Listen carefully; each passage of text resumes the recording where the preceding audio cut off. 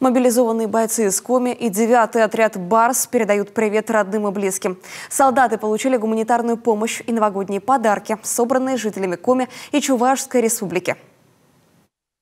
Приношу свою благодарность от руководства 9-го отряда «Барс» за вашу помощь бойцам, которые находятся на передовой непосредственно, за ваши подарки, за ваши письма, за вашу благодарность, за вашу доброту и тепло.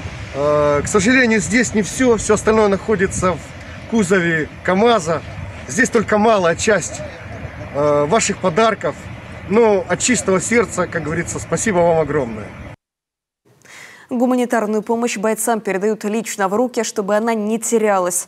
Руководитель регионального отделения Союза добровольцев Донбасса Максим Перепелицын недавно вернулся с передовой. В гуманитарной помощи были теплые вещи, сапоги, балаклавы, средства индивидуальной защиты, рации, квадрокоптер, окопные свечи, сладости, много что, фонарики, аптечки, немного, конечно, но все, что по идее необходимо было бойцам.